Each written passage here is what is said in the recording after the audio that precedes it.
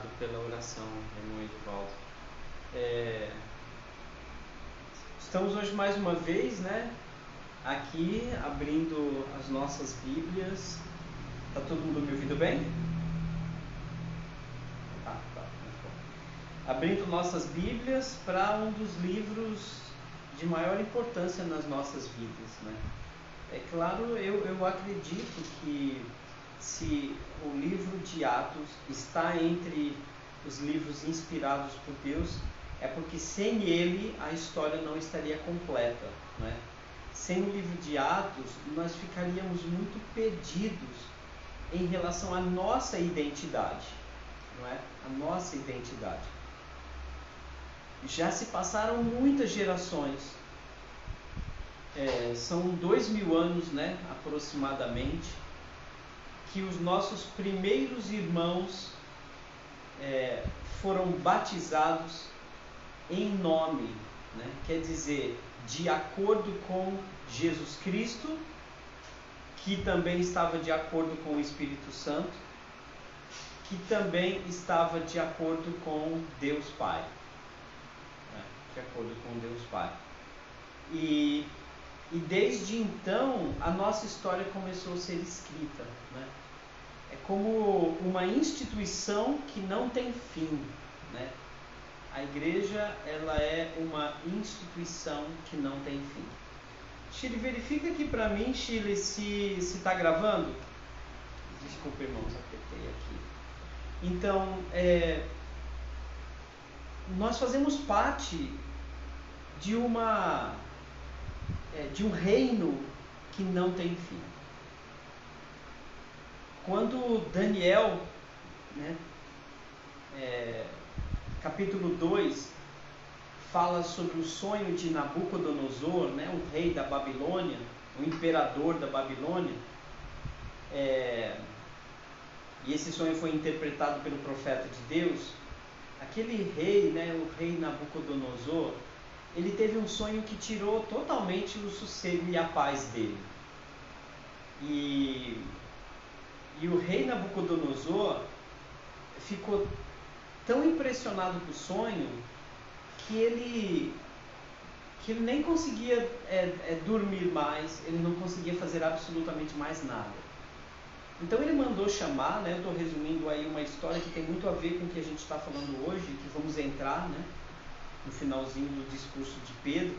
Mas o rei Nabucodonosor, ele mandou chamar todos os sábios, entendidos, de todos os intérpretes de sonhos daquela época, e ele disse que ele precisava da interpretação do sonho, o que aquele sonho significaria. E muitos dos seus conselheiros, dos sábios, vindo de todas as partes da terra, vinham para interpretar o sonho dele, né? E todos, quando chegavam perto do rei Nabucodonosor, perguntavam: diga, rei, qual foi o seu sonho para que a gente interprete, né? E o rei Nabucodonosor, ele simplesmente disse que não, você vai ter que dizer o que eu sonhei e a interpretação do sonho, não é? E é claro que foi um profeta de Deus, né? E ele, no seu discurso, disse: olha, só o Senhor Deus vivo, Deus de vivos e mortos, né? Só o Senhor dos senhores é que é capaz de fazer tal proeza, de saber adivinhar qual é o seu sonho e a interpretação dele, né? E Nabucodonosor tinha sonhado lá com uma estátua muito grande, né? Mas antes, interessante que o profeta de Deus disse para ele: rei, o Senhor, foi Deus quem me deu essa interpretação e a visão do seu sonho. E ele disse, né, o que fez o rei ter aquele sonho. E ele disse que o rei, antes de deitar, antes de dormir, o rei ficou muito preocupado com o que viria depois dele, né? O que aconteceria depois dele? Porque o rei Nabucodonosor, né, o imperador da Babilônia, dominava o mundo, né? E ele foi dormir assim, incomodado e preocupado com o que seria depois dele, né? O que aconteceria no mundo depois dele. E ele teve um sonho, né, com uma grande estátua, uma estátua gigante, né? E essa estátua tinha uma aparência terrível. A cabeça da estátua era de ouro, né? O peito e o tórax era feito de prata, o quadril e o ventre era feito de bronze, as pernas eram feitas de ferro e os pés eram feitos de parte de barro, parte de ferro. E depois na interpretação, se os irmãos puderem ler essa história, vai ser muito importante, sabe? Porque tem a ver com a gente.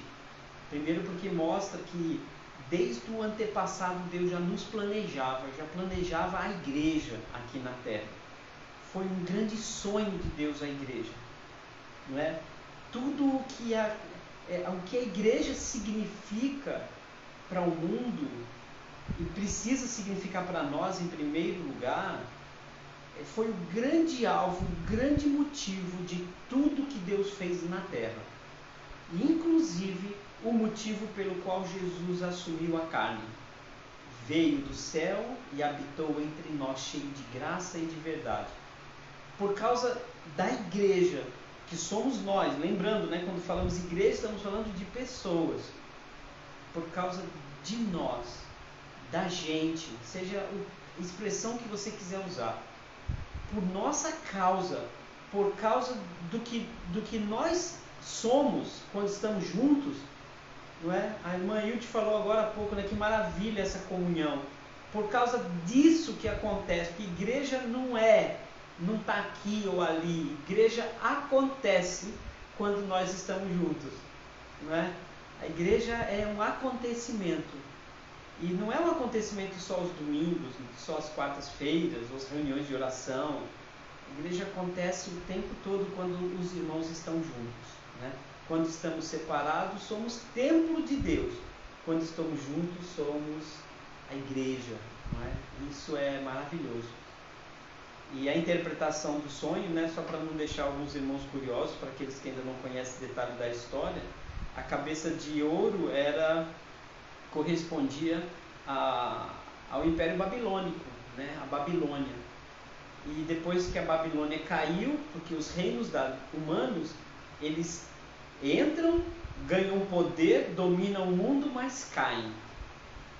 E o Império Babilônico caiu. No lugar dele entrou o Império Grego. Depois vieram o Império Medo-Persa, depois veio o Império Romano, que eram os pés de ferro. E na época de Jesus, que é representado pelos pés da estátua, era o Império Romano dividido, já não tinha tanta força. E o barro representa o cristianismo através de Jesus, não é? Os judeus, que numa estátua com ouro, com prata, com bronze, com ferro, o barro, né? O barro que parece tão sensível, tão frágil, tão pequeno, era a parte que mais importava nessa estátua. E a Bíblia diz que essa parte de barro nos pés da estátua se deslocava, ela saía da estátua. E quando ela saía, toda a estátua se esmiuçava, caiu em pedacinhos. E o vento veio e levou o ouro, a prata, o bronze, o ferro, e ficou somente aquele barrinho, aquele pedacinho de barro, e que cresceu, cresceu, cresceu e se transformou numa grande montanha, e que cobria toda a terra, e que jamais acabaria. Essa é a igreja. Essa é a igreja. De forma muito resumida, tá, irmão? Vocês me desculpem de dar ausência de detalhes e talvez até da precisão do texto. Mas é isso que está começando a acontecer aqui em Atos, irmãos. Aquela poeirinha chamada Pedro, não é? Aquela poeirinha chamada Tomé, Mateus, começou a crescer e se juntou a outras poeirinhas. Nicodemos, depois Paulo, depois Joel, depois Edivaldo, depois o irmão Ivan, depois a Sara, a Deise, a Betânia, a irmã Hilde. E essa poeirinha começou a crescer e hoje enchemos o mundo. Não é o nosso número, irmãos, mas é a nossa presença na terra. Tá certo? É a nossa presença que mostra que esta geração tem salvação apesar de ser uma geração tão perversa, que matou Jesus, que crucificou Jesus e que hoje continua negando Jesus, né? Então não vamos nos esquecer desse sonho de Nabucodonosor. Leia Daniel e você vai crescer muito com isso, né? Não sei se alguém quer comentar alguma coisa, né? Irmão Edivaldo já estava explodindo aí de vontade de falar, eu acho, né? Fala aí, irmão, por favor.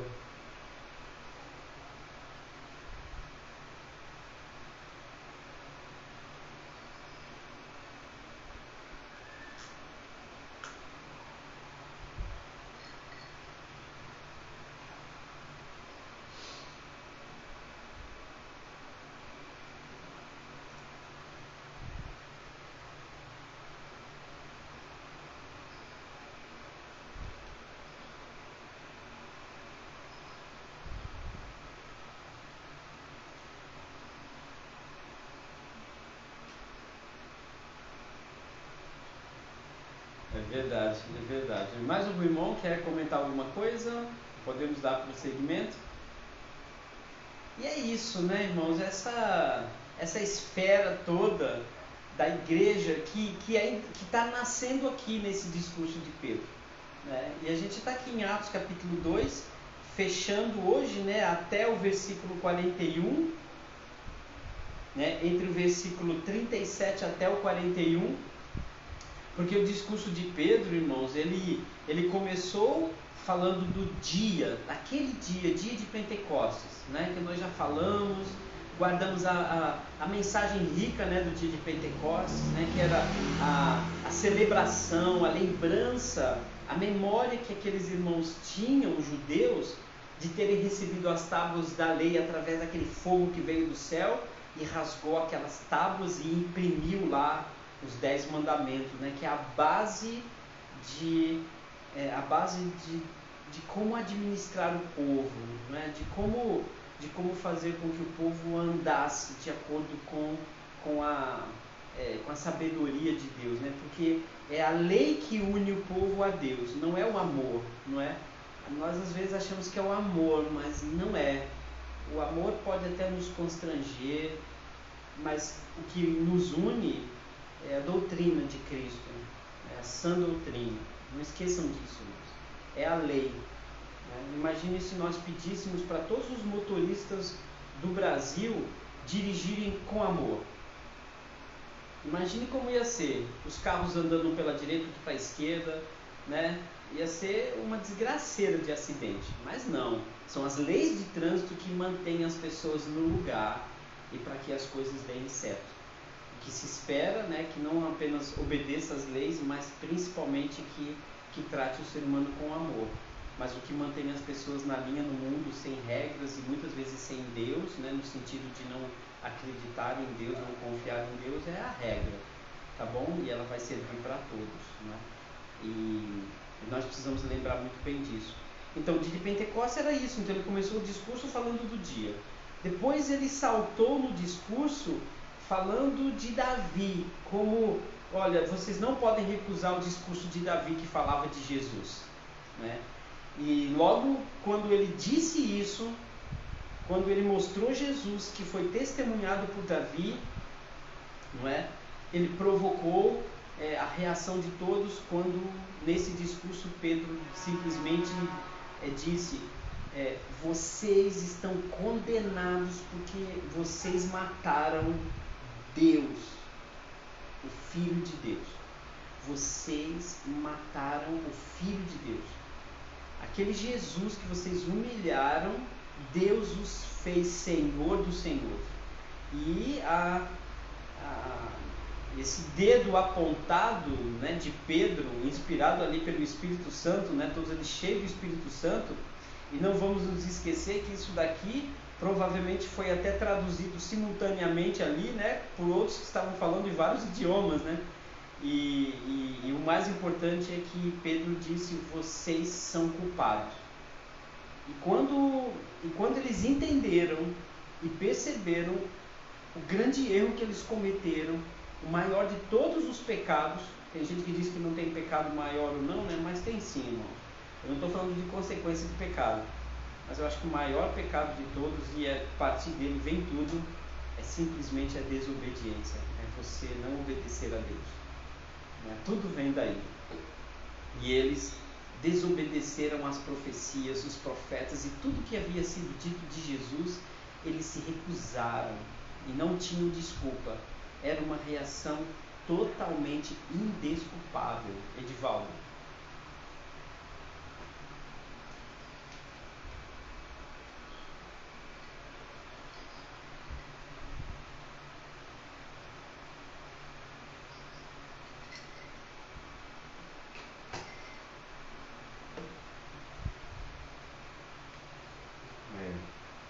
Verdade. É um assunto importante para que no futuro a gente até possa estudar aí, né? Talvez a gente tenha que ter uma série de estudos aí, viu, irmão Avair, aí, de assuntos mais polêmicos, né? Que necessariamente não são verdades essenciais, né? Talvez alguns deles, mas que vale a pena a gente estudar. E esse é um deles, né? O pecado contra o Espírito Santo, né? Ou é pecado para a morte, né? Mas enfim, isso é uma outra história, mas é verdade. Existem pecados que trazem consequências sem dúvida maiores, mas todos eles partem, né, de fato de não obedecerem Deus, né? Porque muitas pessoas podem falar, não, mas eu não cometo esse pecado, eu também não cometo esse. Sim, mas você não servia a Cristo, você não obedecia às leis de Deus, e isso é o problema de todo ser humano, né? Então, e nesse discurso foi chocante demais para aqueles judeus.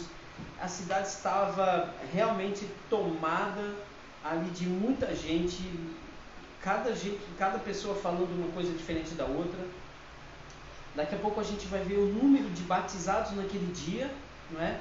E para nós hoje, né, falar de 3.000 batizados parece muito, né, irmãos?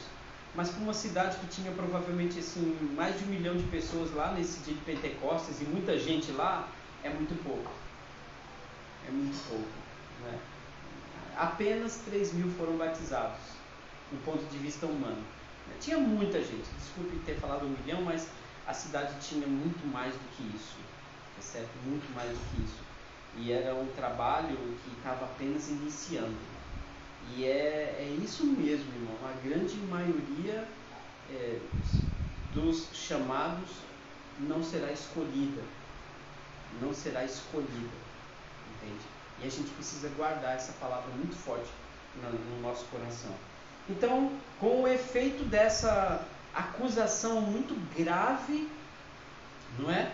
Hoje, se você acusa que alguém matou alguém, é grave, né? É cadeia, em alguns países até pena de morte.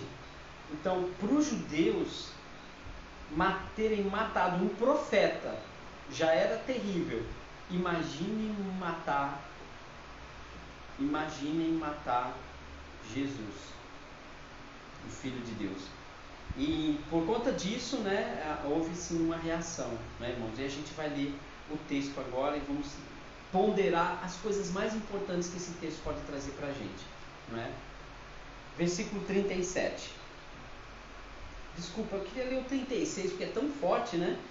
Esteja absolutamente certa, pois toda a casa de Israel, de que a este Jesus que vocês crucificaram, Deus fez ele Senhor. É ele quem manda, gente. Ele tem toda a autoridade, ele é Senhor, feito por Deus. Mas qual é a palavrinha que vem depois? Senhor e Cristo. Aqui é que o bicho pegou. Porque eles podiam até recusar. Como fez ele Senhor? Mas a mensagem de Pedro foi muito mais incisiva, porque a palavra Cristo para eles significava muito. Ou seja, quando eles falavam, Deus o fez Senhor e o Messias que vocês tanto esperam. O Messias que vocês tanto esperavam. O prometido de Deus, o ungido de Deus, o próprio Filho de Deus. E o mais importante, aquele que veio salvar vocês, vocês não salvaram. Aquele que veio salvar vocês, vocês mataram. Se vocês mataram quem vinha salvá-los, Quem vai livrar vocês da ira vindoura de Deus? Aqui fecha aquele discurso de João Batista com os saduceus e fariseus. Quem vos conduziu, quem vos induziu a fugir da ira de Deus? E essa palavra Cristo para eles ficou bem claro. E diante desse discurso de Pedro, o discurso não terminou, eles vão reagir a esse discurso de Pedro, depois Pedro vai fechar o discurso. Versículo 37. Ouvindo eles estas coisas, compungiu-se-lhe o coração. Por enquanto, antes da pergunta, né? Antes da pergunta que eles fizeram a Pedro. O texto, a palavra aqui na revista e atualizada diz: compungiu-se-lhe o coração. A palavra usada aqui, derivada do latim, significa picado em pedaços. Outro bom entendimento dessa palavra é um coração ardido, ardeu, doeu tão profundamente que aquilo ardeu, picou a emoção daquelas pessoas, né? Talvez não seja a palavra usada aqui no grego koine, mas é uma palavra que serve muito para mostrar que aquelas pessoas, elas não foi um incômodo comum, não foi uma reação de se sentirem, as palavras que a gente pode estar usando aqui, talvez a melhor palavra não seria somente assim, olha, estou assim chateado com o que eu fiz. Não, aqui é uma dor de desespero. É quando você comete algo tão errado que você põe a mão na cabeça e você diz: meu Deus, isso não tem volta. Não é? É uma grande besteira que eu fiz na minha vida. Eu não tinha ideia do que eu tinha feito. Entende? E aquilo te tira os pés do chão, te eleva, eleva no sentido de tirou você do chão, perdi o chão e isso ardeu demais em mim. Eu não sei quem levantou a mão primeiro, se foi o irmão Edivaldo ou foi o Paulo. Vocês que briguem entre vocês aí.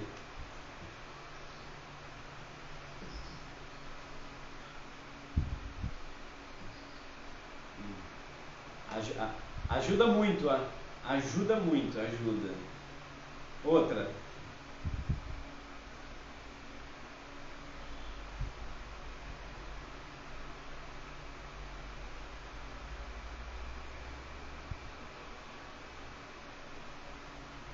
Isso, essa que eu ia pedir, a versão fácil de ler.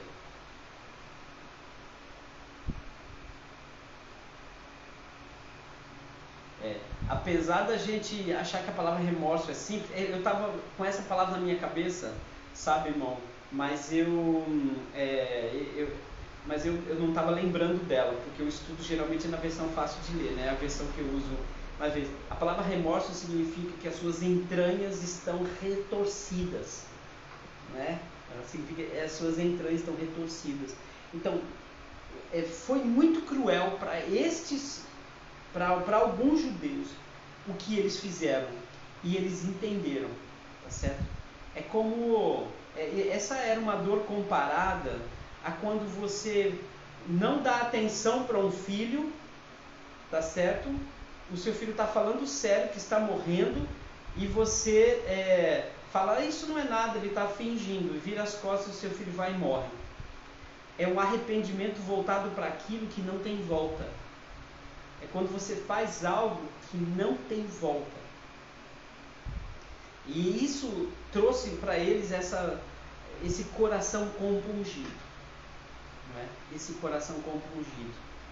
Uma pergunta interessante, irmãos, eu acho que fica claro para todos nós, né, que alguns dos judeus, infelizmente nem todos, mas alguns judeus entenderam a mensagem, entenderam que tinham matado Cristo, aquele que nos veio para salvar.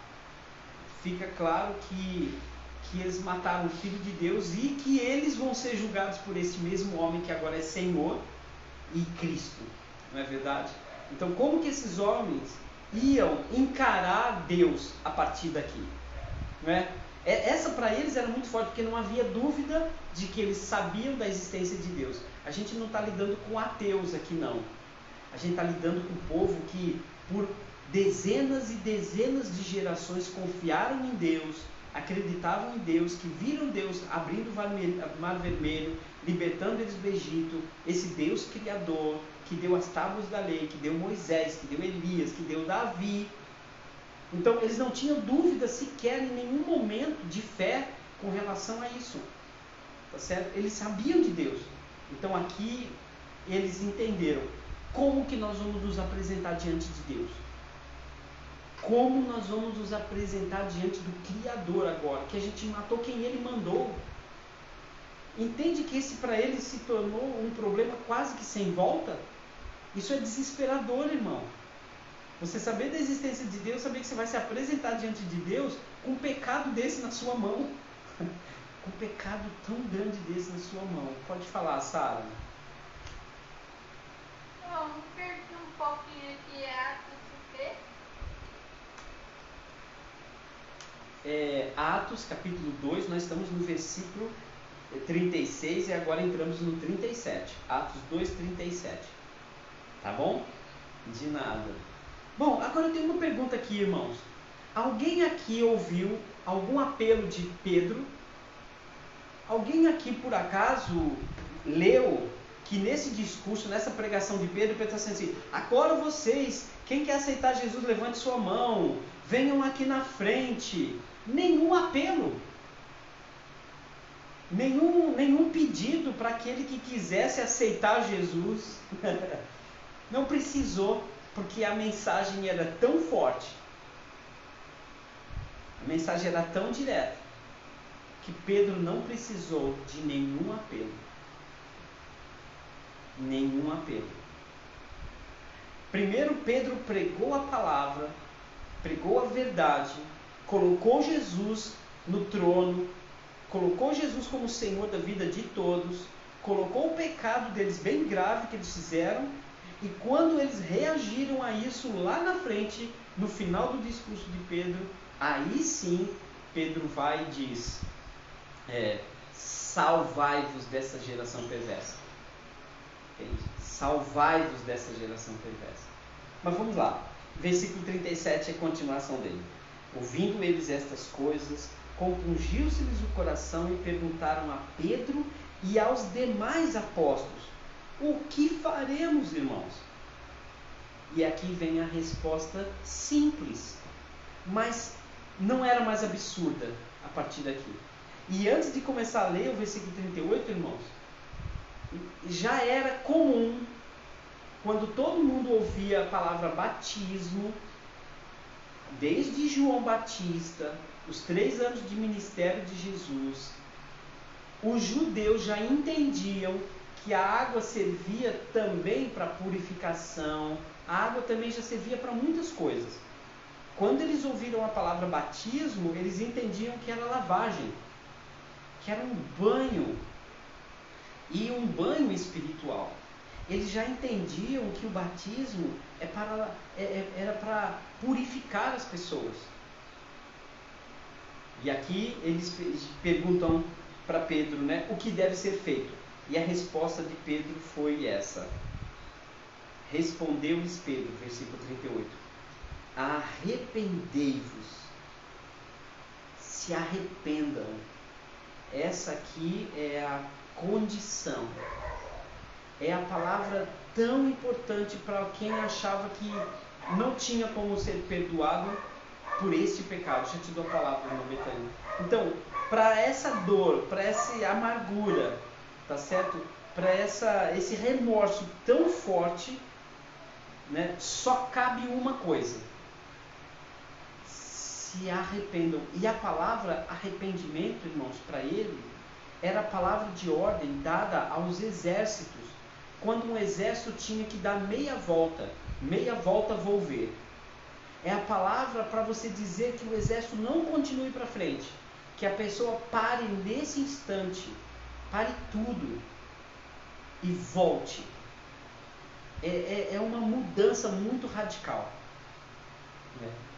Principalmente motivada por saber que entristeceram Deus, que entristeceram Cristo. Isso é o arrependimento genuíno. Não é porque eles erraram, cometeram um erro, como Judas fez, que não teve coragem de enfrentar a comunidade. Não era como Pedro, que ficou tão sem graça também, mas depois se arrependeu de verdade. Mas aqui o arrependimento é segundo Deus. Não é? Fala aí, irmão Betânia.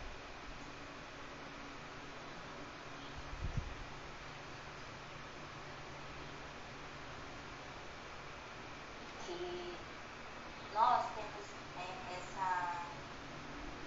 esse costume, sei lá, de ficar aplaudindo, né? Admirando as ações de Deus, né? E, no entanto, não é para que a gente seja só meros espectadores, né? Como homens e mulheres, mas que a gente deve se relacionar com Ele e viver o poder que Ele nos dá, né?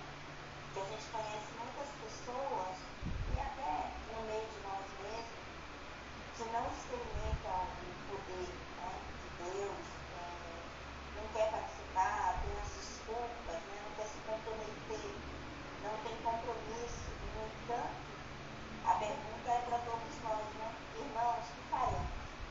Esse 37 eu pensei nisso. É muito bem colocado. Talvez a gente precise sempre ficar pensando nisso. Sabe, irmãos, às vezes, eu sei que a gente ainda está, né? Nós estamos aqui no 9º encontro, se eu não me engano, não, 6º ou 7, 8 encontros, e a gente está no capítulo 2, não é ainda, mas a gente já está no capítulo 2. E nós estamos mergulhando, irmãos, muito profundo. A gente não está na superfície aqui estudando Atos, né? Na superfície a gente vê apenas nuvens, gaivotas, o sol, mas nas profundezas, né, desse estudo, né, ou dessas ponderações é que a gente está vendo os peixes raros, né, onde não chega lá a luz, né, nos oceanos, mas é lá que a gente encontra os peixes raros. E o que a irmã Betânia falou agora é uma raridade, é tão importante. Sabe, irmãos, esse comprometimento que eles tiveram, essa dor profunda que eles tiveram, os motivou a se tornar esta igreja que a gente vai começar a estudar semana que vem. Uma igreja forte, feita de membros fortes que se arrependeram de verdade, que tiveram a dor de verdade e se tornaram cristãos de verdade. Não é? E o resultado dessa genuína conversão deles, porque houve uma genuína pregação de Pedro, tá certo? Inspirado por um genuíno Espírito Santo, não é? Com uma mensagem genuína de Jesus Cristo, tem que produzir bons frutos, tem que produzir a vida que a gente vai estudar aqui, que era a vida da igreja. Talvez depois de Atos capítulo 2, não é? Talvez depois de Atos capítulo 2, a partir do versículo 3, a história seja muito mais rápida, até para a gente estudar, vamos evoluir muito mais rápido.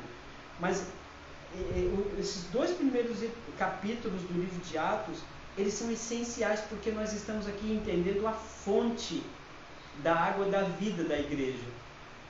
A gente está buscando as origens. E isso vai purificar, como o irmão Avaí colocou, vai purificar nossas ações na igreja, as nossas ações na nossa família, na nossa casa, né? Tem ardido muito no meu coração, irmãos, estudar isso para mim, porque eu não estou aqui para ensinar vocês, irmão. Quem sou eu? Na verdade, eu estou aqui para aprender. Eu tenho estudado e eu tenho aprendido. O que eu faço aqui com vocês, irmãos, é compartilhar o que eu estou vivendo dentro de mim. E olha que eu estou dentro de uma cidade de Sapucaia, que só tem como cristãos eu, minha mãe, minha irmã, a minha esposa, meus filhos que estão comigo, e uma cidade toda para pregar o Evangelho. E um monte de denominações construindo prédios luxuosos, e Testemunho de Jeová construindo um prédio gigante, é seita, é denominação, é tudo isso, e o Senhor quer o que de mim? Quer o que de mim? Quer o que de você? Que tipo de pai que eu sou? Porque a igreja da minha casa é a maior de todas as igrejas de responsabilidade. É pregar para os meus filhos, e para minha esposa, e para minha mãe, e para minha família, né? E nossa maior audiência é Jesus. E sabe, irmãos, isso que a irmã Betânia falou é muito forte. responsabilidade está aqui nesse texto. Por isso que a gente está mergulhando muito profundo nessas ponderações, porque a pergunta deles representa o que eles serão daqui a pouquinho, né?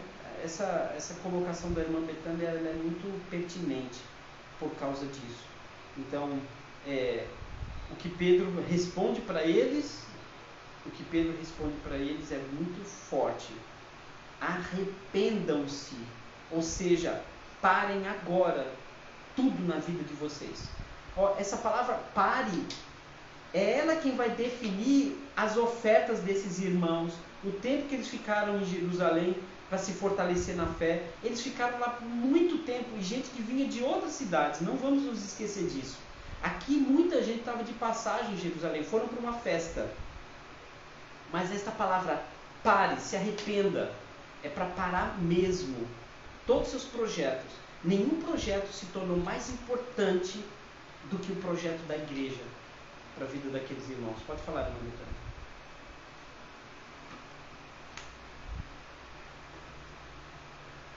Ainda no 37, né? Acho que dava para dar uma pegação só nesse versículo aqui.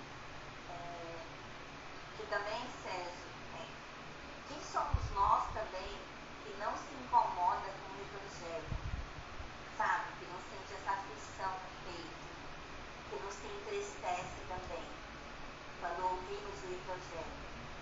Se a gente não colocar Deus em ação, não trabalhar para Deus, não pregar a palavra de Deus, e a gente não é incomodado com isso, alguma coisa está errada. É verdade.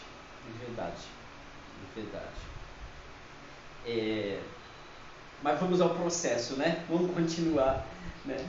38, respondeu-lhes Pedro, arrependei-vos. Então não vamos esquecer, irmãos, pare tudo, não é? E tem que ter essa disposição mental. Arrepender-se é saber que é hora de parar. Não há como se arrepender se você continua, ou se você fica caindo na mesma coisa o tempo todo. É vergonhoso para o cristão, era aqui vergonhoso para o judeu continuar agindo como eles agiam com relação aos profetas, a Davi, a Jesus e tudo mais.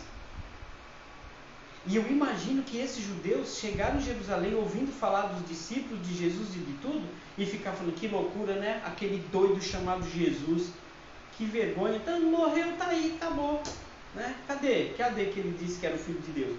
Já pensou tudo que esses homens falaram e essas pessoas falaram quando estavam em Jerusalém, e de repente ouviu uma pregação daquela diante da manifestação do Espírito Santo, e ele fala, nossa, o que eu falei antes de chegar aqui? Olha só a imagem que eu tinha de Jesus, olha a imagem que eu tinha de Pedro, e esse homem agora foi habitado pelo Espírito Santo. Olha eles falando do dom de línguas, não é? Então, arrependimento, irmãos, é pare.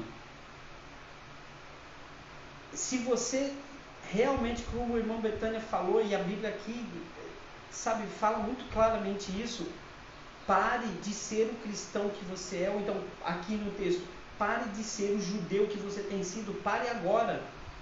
O arrependimento, irmãos, é a palavra pare. Quando uma pessoa diz que se arrependeu, ela está dizendo, eu parei, não posso mais, não tem como fazer isso de novo, custe o que custar, que eu perca meu olho direito para não ir para o inferno, não é? Para não ir para o inferno com os dois olhos, eu arranco minha mão direita, porque foi isso que Jesus ensinou. Parei, nem que eu tenha que arrancar minha mão, porque é melhor ir sem um dos membros para a eternidade, encontrar-se com Jesus, do que você ir com as duas mãos indo para o inferno. Pare, Pedro diz. Ele vira para os judeus, quando perguntaram o que faremos, ele diz, pare. Não tem, quando você faz alguma coisa para uma pessoa que é absurda, que a pessoa chega para você, nem discute mais, fala assim, pare. Eu já ouvi isso da Shirley. Eu já ouvi isso dos meus filhos. Eu já ouvi isso de algumas pessoas. quando eu não parei, estava igual uma fera desembestada, cometendo pecado e errando, sem pensar em nada, alguém chega para mim e diz: pare. Essa é a palavra, irmão, arrependimento. Precisamos parar com o joguinho de meninice e não mudar aquilo que tem que ser mudado. Se é um vício, seja lá qual for, se é palavrão, se é preguiça, se é julgamento dos irmãos, ter língua comprida, ficar falando mal dos outros, se é julgar os outros, se é ter um nome sujo, se é não pagar as dívidas, se é não trabalhar com honestidade, não importa o que seja, pare.